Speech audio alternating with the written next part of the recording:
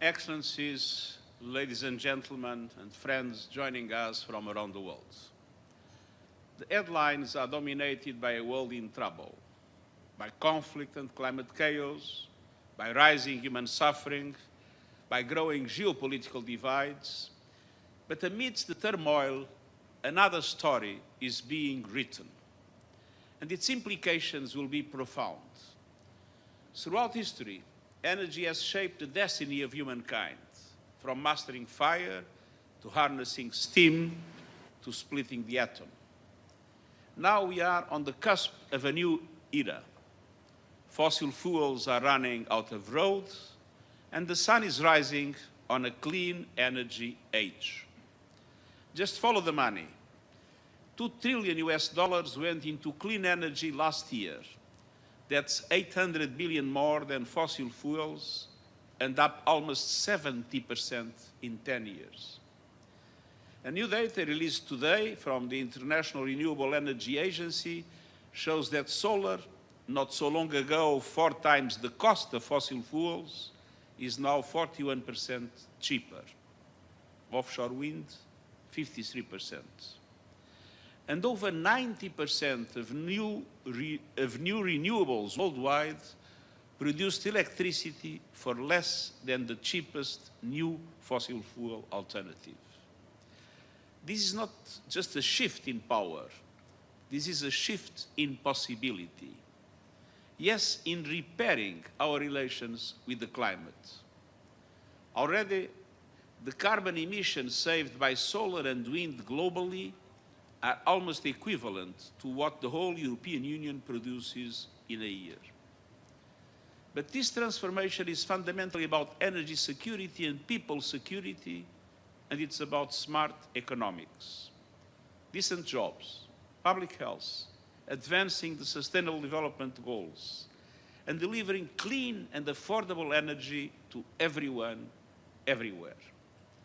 Today, we are releasing a special report with the support of UN agencies and partners, the International Energy Agency, the IMF, IRENA, the OECD, and the World Bank. The report shows how far we have come in the decade since the Paris Agreement sparked a clean energy revolution. And it highlights the vast benefits and actions needed to accelerate a just transition globally. Renewables already nearly match fossil fuels in global installed power capacity. And that's just the beginning. Last year, almost all the new power capacity built came from renewables. And every continent on Earth added more renewables capacity than fossil fuels. The clean energy future is no longer a promise, it's a fact. No government, no industry, no special interest can stop it. Of course, the fossil fuel lobby of some fossil fuel companies will try, and we know the lengths to which they will go. But I have never been more confident that they will fail because we have passed the point of no return. For 3 powerful reasons. First, market economics. For decades, emissions and economic growth rose together, no more. In many advanced economies, emissions have peaked, but growth continues. In 2023 alone, clean energy sectors drove 10% of global GDP growth. In India, 5%. The United States, 6%. China, a leader in the energy transition, 20%. And in the European Union, nearly 33%.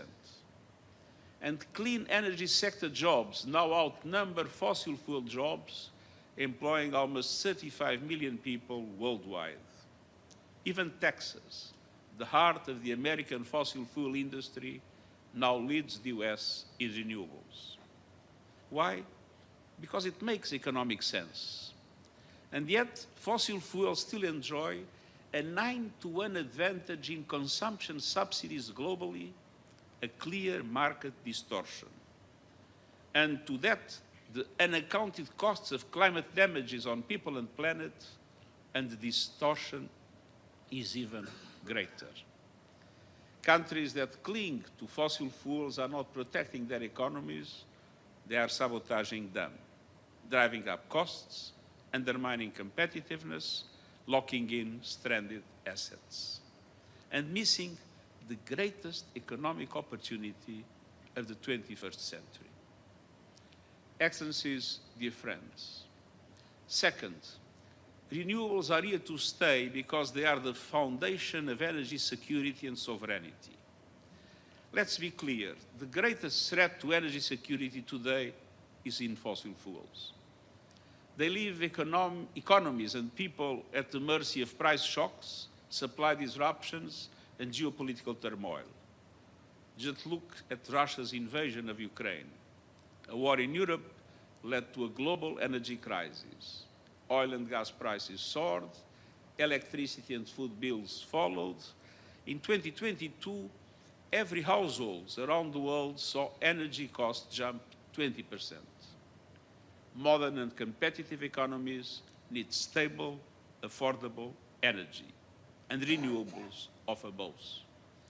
There are no price spikes for sunlight and no embargoes on wind.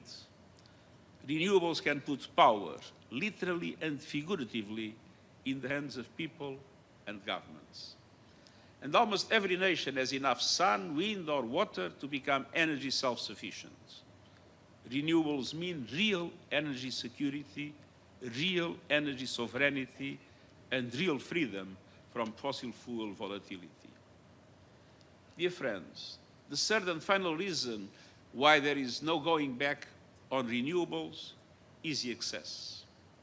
You can't build a coal plant in someone's backyard, but you can deliver solar panels to the most remote villages on Earth. Solar and wind can be deployed faster, cheaper, and more flexibly than fossil fuels ever could. And while nuclear will be part of the global energy mix, it can never fill the access gaps.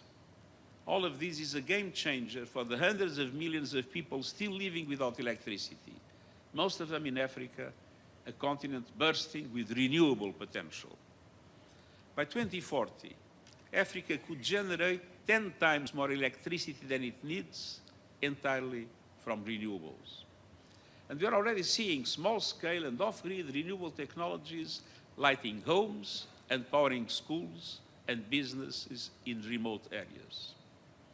And in places like Pakistan, for example, people power is fueling a solar surge. Consumers are driving the clean energy boom. Excellencies, dear friends, the energy transition is unstoppable, but transition is not yet fast enough or fair enough. OECD countries and China account for 80% of renewable power capacity installed worldwide.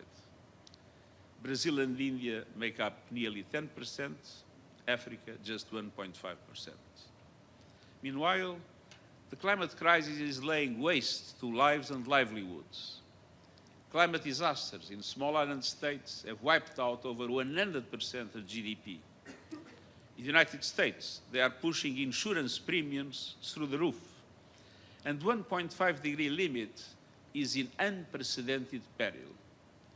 To keep it within reach, we must drastically speed up the reduction of emissions and the reach of the clean energy transition. With manufacturing capacity racing, prices plummeting, and COP30 fast approaching.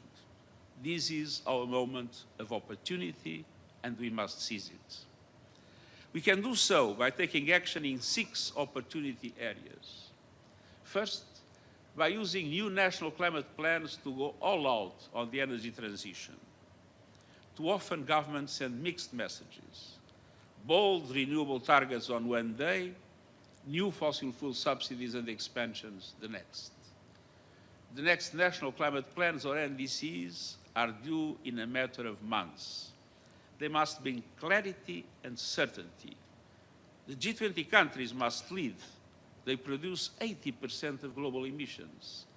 The principle of common but differentiated responsibilities must apply, but every country must do more. Ahead of COP30 in Brazil this November, they must submit new plans.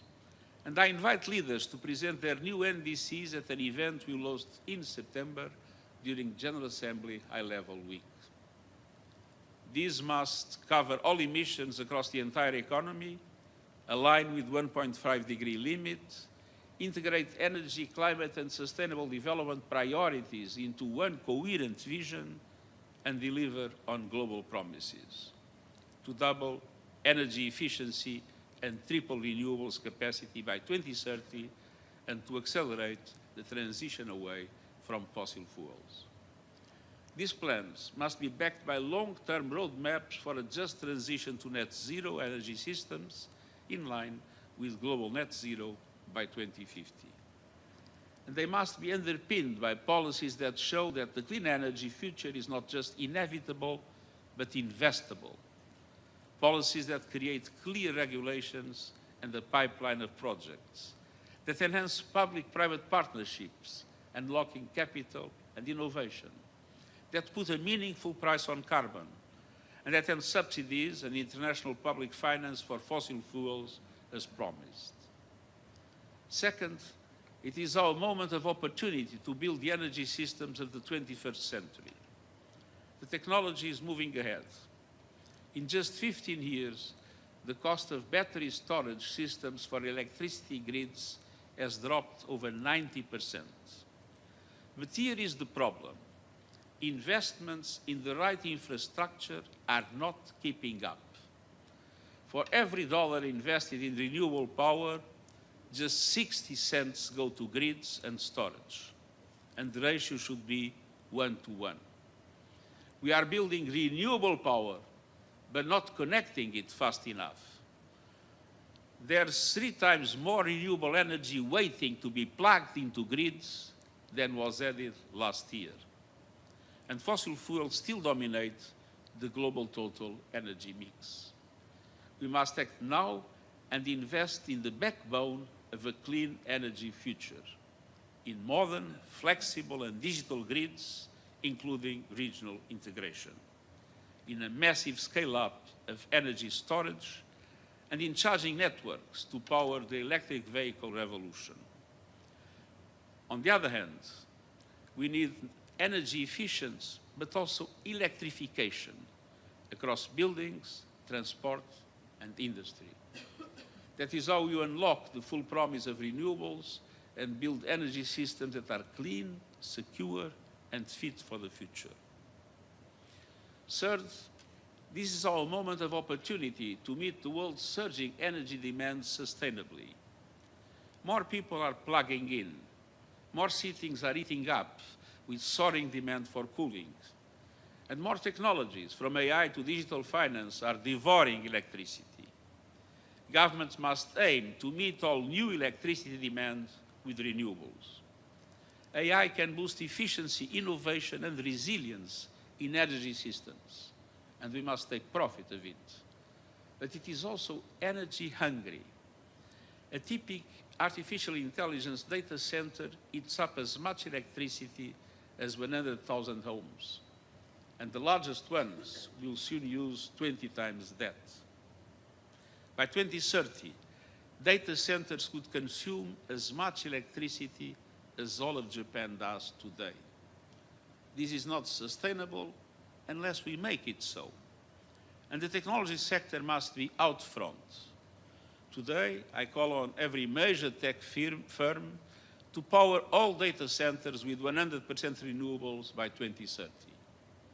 And along with other industry, they must use water sustainably in cooling systems. The future is being built in the cloud. It must be powered by the sun, the wind, and the promise of a better world. Excellencies, dear friends, first, this is the moment of opportunity for a just energy transition. The clean energy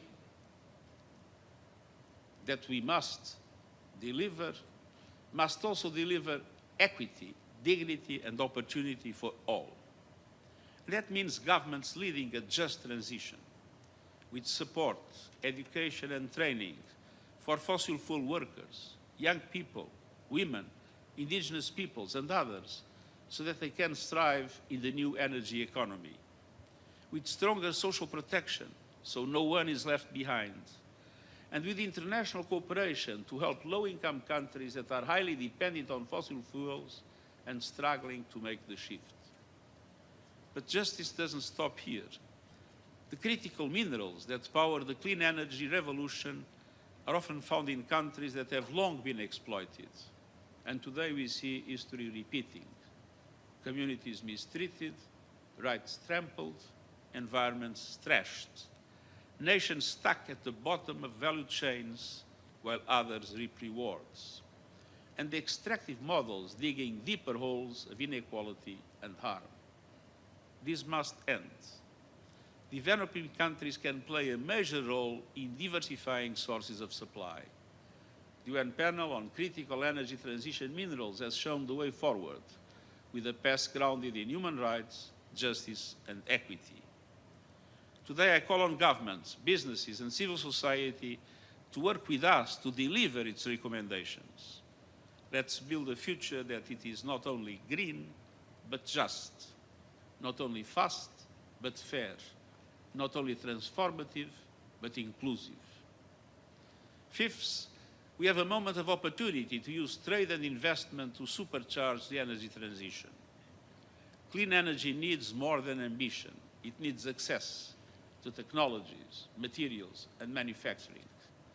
But these are concentrated in just a few countries, and global trade is fragmenting. Trade policy must support climate policy. Countries committed to the new energy era must come together to ensure that trade and investment drive it forward.